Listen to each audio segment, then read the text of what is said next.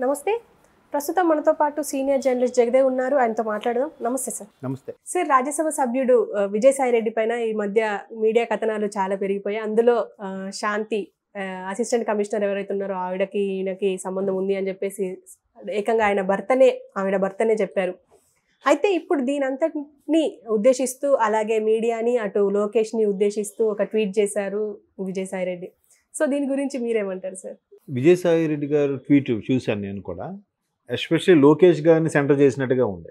అవును, చాలా మీడియాలు ప్రచురిస్తున్నాయి కదా. పోనీ లోకేష్ గారికి ఫేవర్గా ఉండే మీడియాలు మిగతా మీడియాలు కూడా దాని మీద చర్చకి తెరలేపుతున్నాయి. అయితే ఇక్కడ తెరలేపుతున్నప్పుడు నోరు ముయ్యాల్సింది లోకేష్ నోరు కాదు. ఆ మీడియాల మీద కేసులు వేయమనండి, వాళ్ళకి గట్టిగా వార్నింగ్ ఇమ్మనండి. ఎందుకంటే అసలు ఏమీ లేకపోతే ఎందుకు ఈ అంశం ఎంత తెర మీదకి వస్తుంది?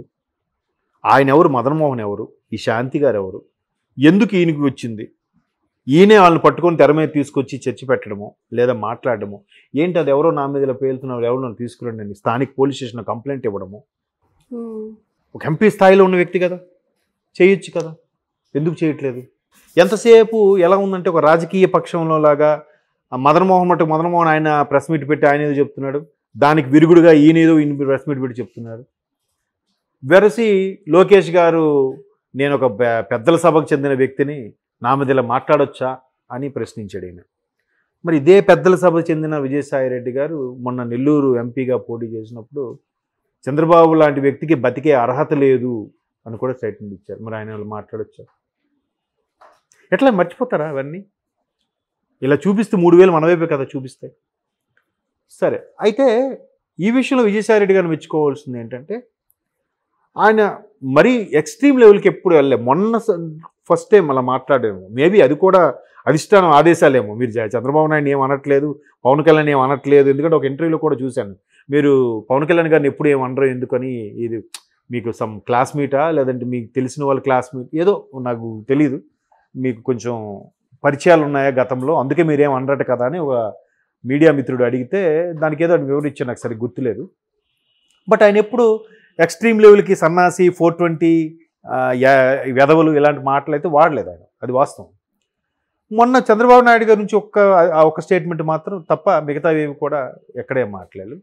ఆయన ఎప్పుడు ఏ విషయాల్లో ఇది ఉండేది కాదు. బట్ ఆయన జగన్మోహన్ రెడ్డి గారి తర్వాత నెంబర్ 2గా ఉన్నప్పుడు వైసీపీ బాగానే ఉండేది. తర్వాత ఎవరెవరో కొత్తగా వచ్చారు 2019 తర్వాత, వాళ్ళు వచ్చాకే వైసీపీ పార్టీ భ్రష్టు పట్టిపోయింది. మరీ మంత్రులు నాయకులు కూడా ఎక్స్ట్రీమ్ లెవెల్ మాట్లాడుతున్నారు. ఇది విధంగా విజయసాయి రెడ్డి గారు అదుపులో ఉంటే మాత్రం ఇలా ఉండేది కాదు అనే వాదనలు కూడా కొన్ని వినిపిస్తున్నాయి. ఆయన ఉన్నప్పుడు అందుకే చక్కగా గెలిచారు, ఆయన ఇప్పుడు సరిగ్గా పట్టించుకోలేకపోవడం వల్లేమో, లేకపోతే జగన్మోహన్ రెడ్డి గారు ఆయన పక్కన పెట్టడం వల్లేమో పార్టీ ఓడిపోయిందనే వార్తలు కూడా వినిపిస్తున్నాయి. సో ఇట్లాంటి వార్తలు వినిపిస్తున్నప్పుడు విజయసాయి రెడ్డి గారు అనే వ్యక్తి నెల్లూరు ఎంపీగా కూడా పోటీ చేసి ఓడిపోయినప్పుడు పెద్దల సభ్యుడిగా ఉన్నాడు, బాగానే ఉంది. మరి ఇప్పుడు నెక్స్ట్ రేపు రాబోయే రోజుల్లో బీజేపీలో వైసీపీ విలీనం చేస్తారు అనే వార్తలు కూడా వినిపిస్తున్నాయి. ఎంతవరకు వాస్తవం తెలియదు, బయట డిస్కషన్స్ నడుస్తున్నాయి.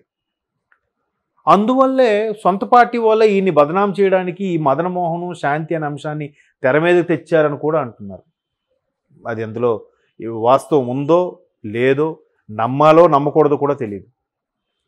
సో ఈయనేమంటున్నాడు, ఇది ఖచ్చితంగా కూటమిలో ఉండే వ్యక్తులే, లోకేష్ గారు లాంటి వ్యక్తులే, లోకేష్ ఎలా మాట్లాడాలో చూసుకోండి, మీకు రాష్ట్రంలో చాలా ప్రాబ్లమ్స్ ఉన్నాయి, వాటి మీద దృష్టి పెట్టండి, నా మీద కాదు అని చెప్తూనే ఉన్నాడు ఈయన.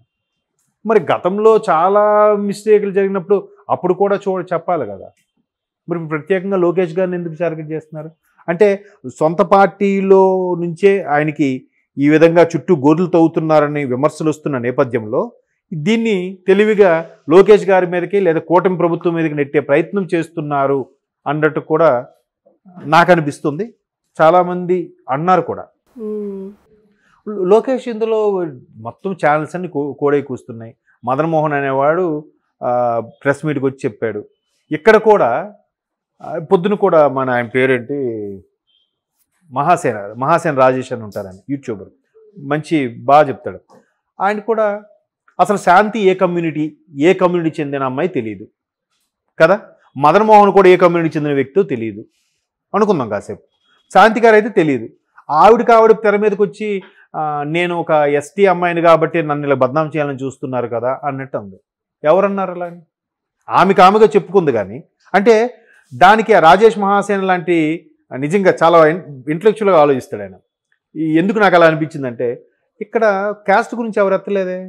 నువ్వు క్యాస్ట్ గురించి ఎత్తి డిస్కషన్లలో చెప్పుకుంటున్నావంటే నువ్వు చేసిన తప్పుని పక్కతో పట్టించడానికే, లేదా నీ తప్పుని ఒప్పుకోలేక ఈ విధంగా డైవర్ట్ చేస్తున్నట్టున్నావు అన్నట్టుగా ఆయన ప్రశ్నించాడు.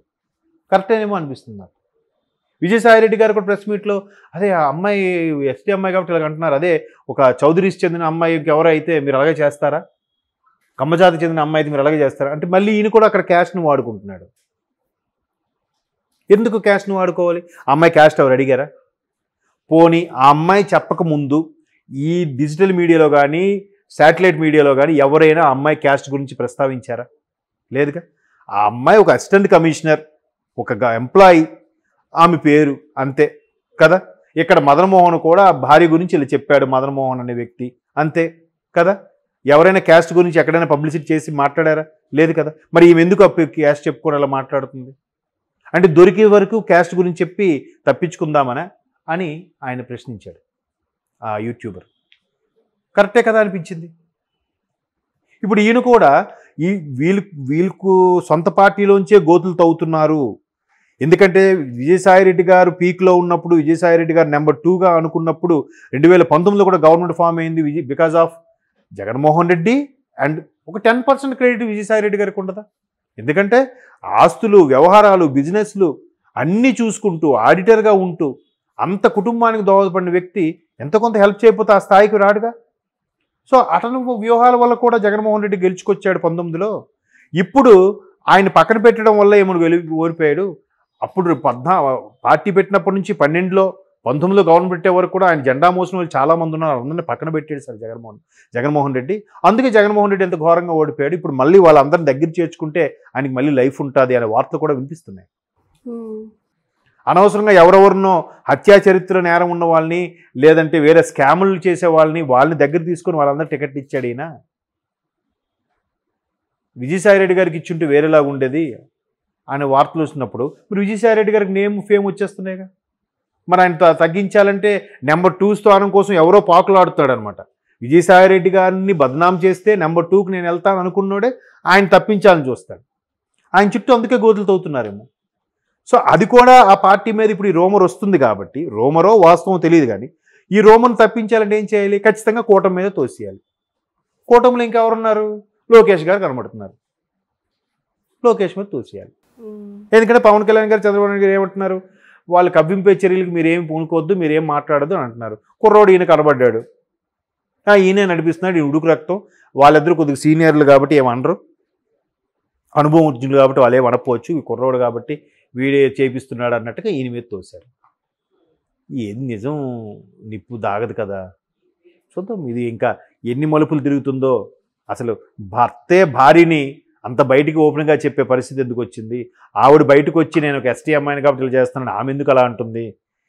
నిజమేనా కాదా? అసలు విజయసాయిరెడ్డి లాంటి అంత స్టేచర్ ఉన్న వ్యక్తి యొక్క పేరుని ఆ కంప్లైంట్ లెటర్లో మదన్మోహన్ అనే వ్యక్తి ఎందుకు చేర్చారు? ఇదంతా మరి ఇన్వెస్టిగేషన్ లాగాలి, చేయాలి. లేదా ఈయన రివర్స్లో కేసు వేయాలి, విజయసాయిరెడ్డి నా పేరు బద్నాం చేస్తున్నారు అన్నట్టుగా. మరి అలా వేసినప్పుడు చేస్తే ఏమవుతుందో చూడాలి. Okay sir, thank you.